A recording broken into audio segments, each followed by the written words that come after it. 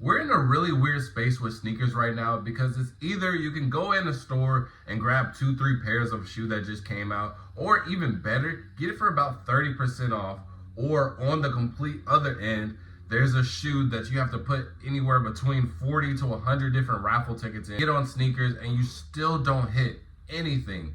There's no middle ground whatsoever, and that's the issue. And I already know there are going to be a lot of people complaining. Why are you complaining about being able to get the shoes that you want at a discounted rate? Look, I'm going to be honest, there are so many cons versus pros. And I'm going to tell you the pros right now.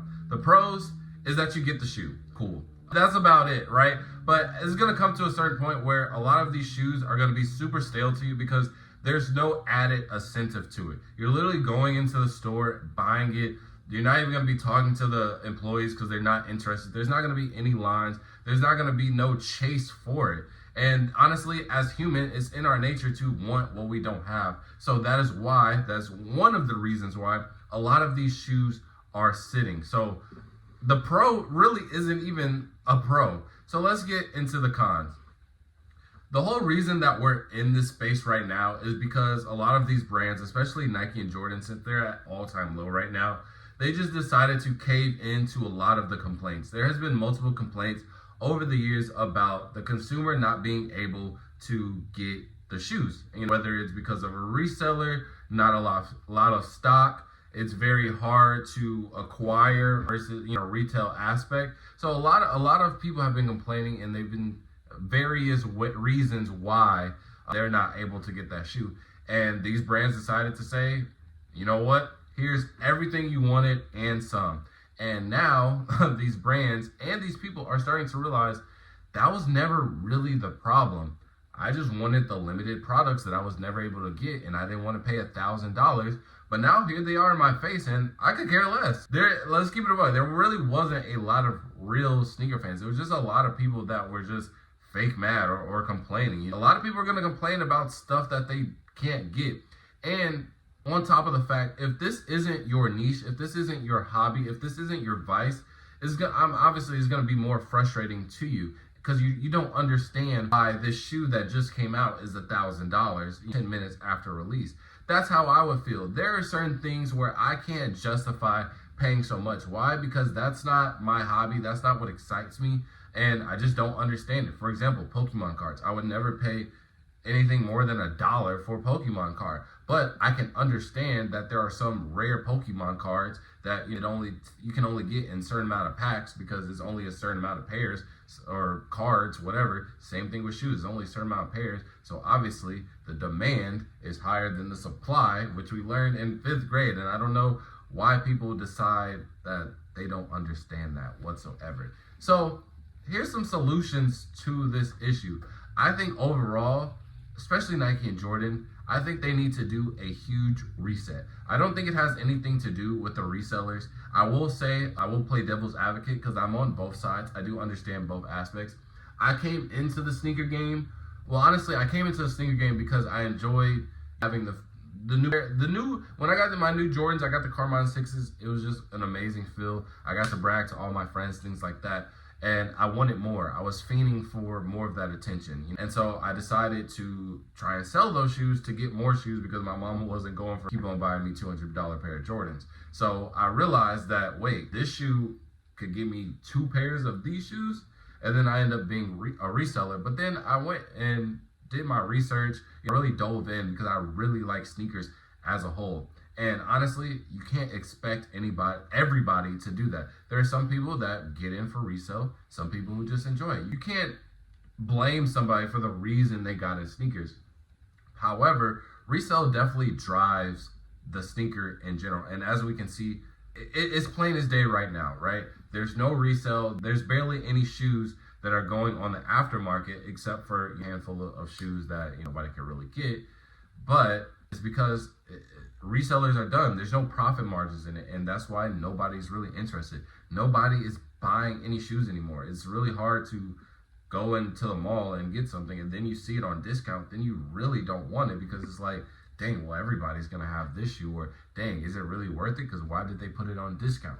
So that's the reason that we need to have some type of middle ground. It is not in a good space right now to have it either on discount or a $500 Travis Scott that no one can touch, right? It needs to have some type of equilibrium. So I do think that these brands need to reset, and there's a couple of things that they can do. One, I think they need to just go ahead and accept resale. For the point that I just made, it drives the market. Now, I will say that there needs to be some type of, I guess, limitations on it, or some type of control to keep it in somewhat check, right? But not to the point where it just neutralizes it and kills it directly. I don't think that is the way to go. But for just to say that sneakers can exist without resale, I think that's just idiotic. I think even before StockX and everything, you still had eBay. We still had Facebook Marketplace, where it was more so we determined the price itself. It was like, wait, them actually hard. Well, how much are you willing to pay? Well, them is hard and nobody got them. I'll give you 300. That's basically the same thing. It's just StockX just revolutionized it and modernized it. That is literally the only thing. Resale has always been a thing. It's just more modern and more common. And there has been a lot of people in more recent days that have been able to take advantage of it. However, I think these brands went the wrong way being able to deal with them. And now we're coming to a point where nobody at all can enjoy it.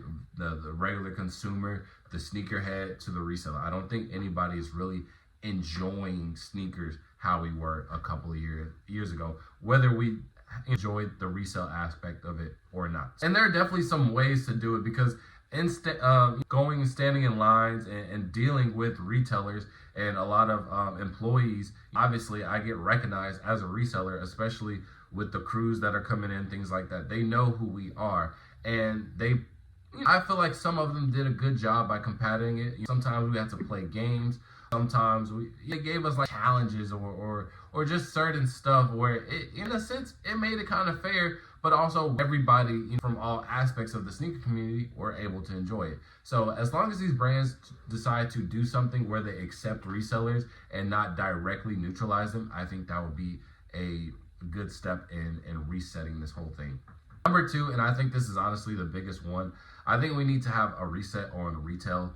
As you can see, Nike and Jordan, they're already doing a lot of pay cuts because they need to save money and try to make more money.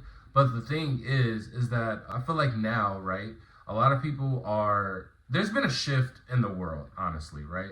A lot of people are going out way more. A lot of people are working out way more. A lot of people are going to festivals, events. Obviously, a lot of this stuff was just dimmed on because of COVID and other societal things, right? And so now it makes sense that people are gravitating towards cheaper shoes because they're doing activities where they're not really taking care of their shoes like that.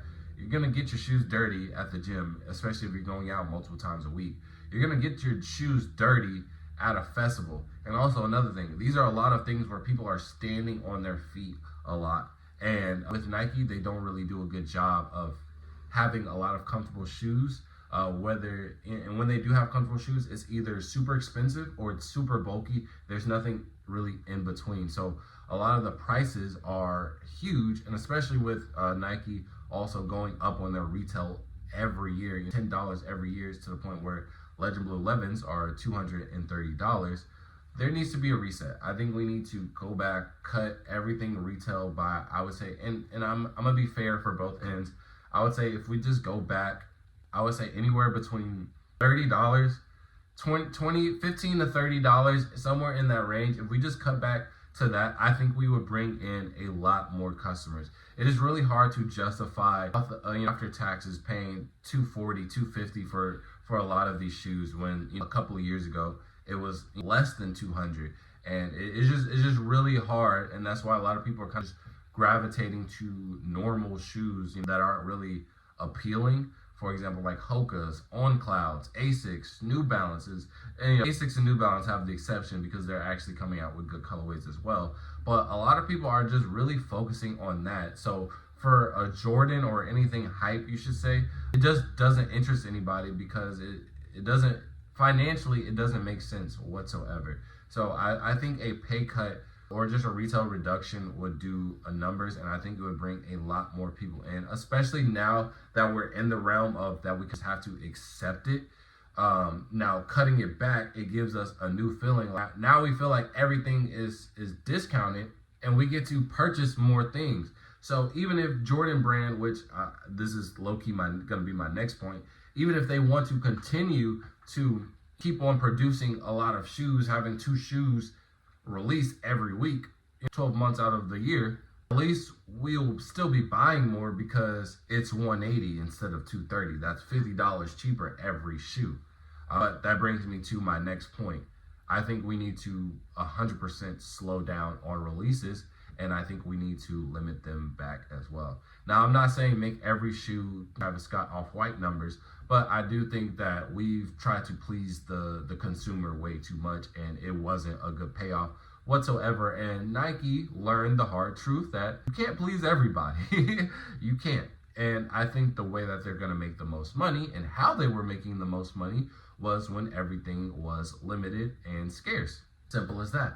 Now, yes, obviously resellers did bring up a good portion of this, but at the same time, and one of my managers, he was actually the district manager of all champs in the DFW area.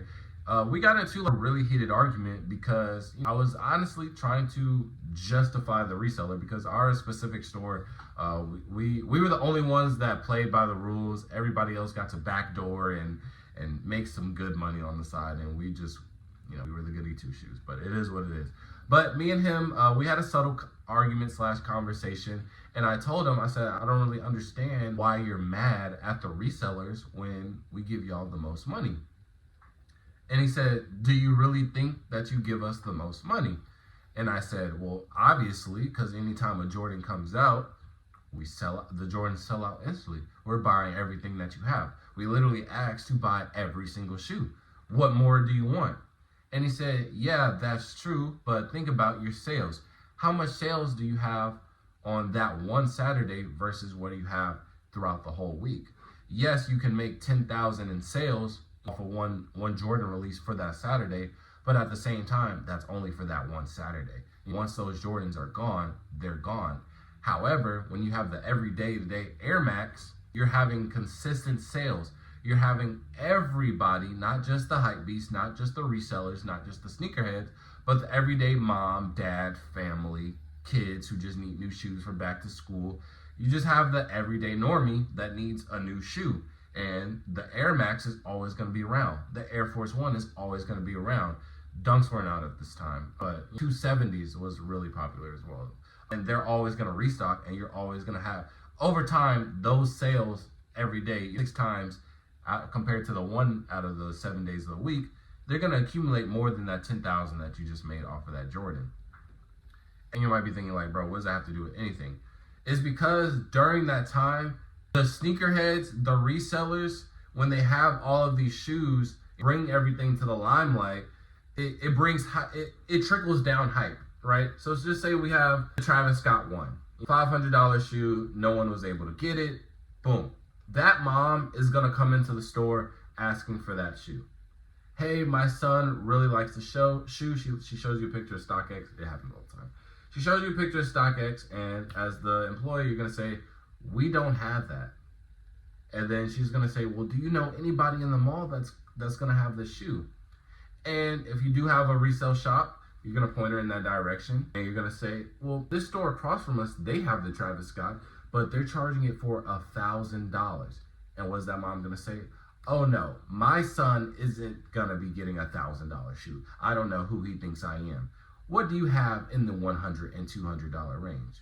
And that's where you sell them a beautiful pair of Air Maxes. It happens all the time. I worked at Champs for 2 years. Trust me, I know, I'm not just saying this. It happens. So it's a trickle down of hype. But that scenario happens every day, way more than you actually think. But just in general, it just brings attention to sneakers. It brings attention to maybe I do need a new pair of shoes. Maybe I do need something stylish. Compared to now, where it's just like, well, there's nothing hype going on. I'm just gonna go back to my normal ways and just get a Owen or Hoka so I can at least just be comfortable. Why am I spending $250 shoes and I'm not even getting the same looks as I was before? Simple as that, right?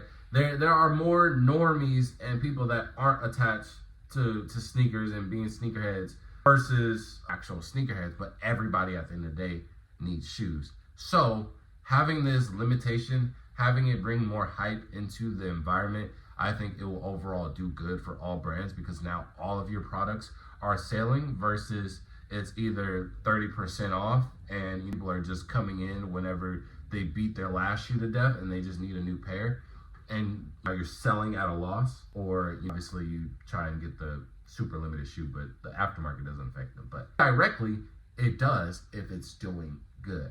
So that is my third and final point. I guess a fourth one, this is an honorable mention. I don't really know how they can properly execute. Actually, I do know how.